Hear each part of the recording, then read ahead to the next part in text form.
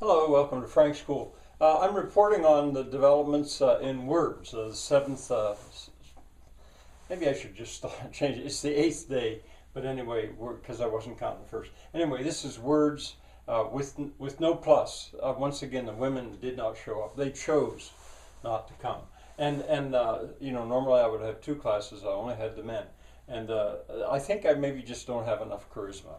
I've not been able to carry those women with the enthusiasm. Now with the men, oh yes, they could not be more enthusiastic. Anyway, the men, they have good dictionaries now. That if I did nothing else for that group, I've managed to get good dictionaries into their hands where they could get them, and good dictionaries.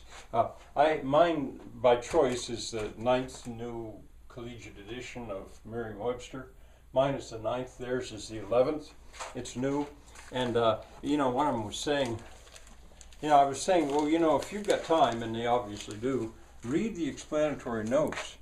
But, I never know if the lighting is going to be right that you can see it. And then I was going to show them, and then I said, in the explanatory chart, maybe yours has one of those too. And they had looked, and they said, oh yeah, you wouldn't believe how much stuff is in that book. And I said, yeah, I know, it's a great book. So anyway, it's wonderful they have that. The words. Oh, back to the women. I'm not ready quite to give up on that. If one more time they don't show, well then the class is over. So I guess they get one more chance, so that's all right. Anyway, if that happens, I may shift to a new class. Instead of calling it words, I may call it stories, which would be kind of interesting. Remember, I'm learning probably faster than anybody else involved in this thing. All right, the word, crass. Crass as he sat up. There was more, but I always shorten these as much as possible. I think when I asked where did you get that word, I'm leaving things out a little bit. I always do. I mean, there's like a footnote. We create footnotes. And where did you get the word? And I think he said it was in a hood book. He couldn't remember the name of it or the author. He didn't write it down. But he said it was a hood book. And I said, a what? A hood book. And they thought that was funny that I regarded that as a new genre. To me, I'd never heard of a hood book. I knew immediately what it was. It was a book that takes place in the hood, in the inner city. I'm going to ask them more about that. Maybe I'll even have them recommend to me a good hood book. A good hood book. A good bad hood book. I don't know. Anyway, I put that together in a way with Amish fiction. So much of the library that the women at least have accessible to them is described as Amish fiction. Also kind of a genre. They knew the word, or at least some of them knew the word genre. Yeah, they knew the word genre. All right, crude, stupid. And then another one was moribund. Moribund. Seemed moribund 15 years ago. And, we figured out that meant dying or getting old, in the process of dying. And then where did he get that? Not sure. I can't remember. In a wadi. It was longer, but we shortened it enough so that we could tell it was a noun, a wadi.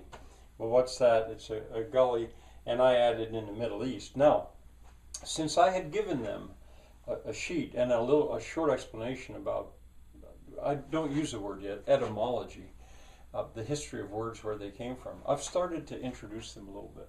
This, I said, I knew for sure that came from Latin. This one, I suspected strongly it came from Latin. And by now, the woman who's with me all the time, the treatment specialist, she's getting pretty good with the dictionary too, and she's quick. My main dictionary guy has not been there for the last two times.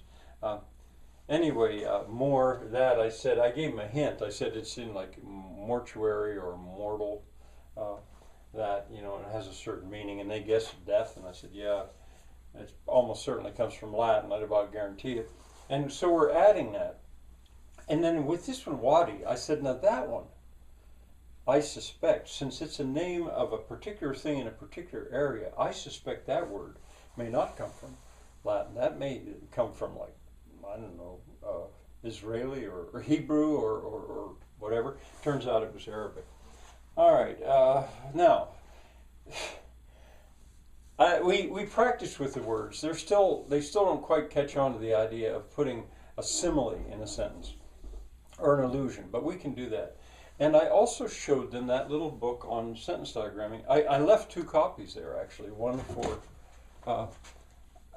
I took 2 in, I'd taken the staples out, so I was able to leave 2 there. And we'll see where that goes, because they were interested. Matter of fact, almost too interested, because I lost their attention when they started looking at it. But anyway, if you're interested, if you would go to the playlists in Frank School, diagramming for fun or something like that, I call it. There's a playlist that teaches that. Of course, it's related to syntax. Punctuation, I had given them a little story to show how to punctuate, and I think I've got punctuating for fun is in there, I think. And then there's also a playlist, I believe, called writing verse. All of these things I'm showing in just about as fast as I possibly can in 35 minutes a week total time, maybe 40 minutes a week total time. Although if the women's class really doesn't go, I might be able to double up on the men's class, which should be interesting. All right, you're up to date. Bye for now.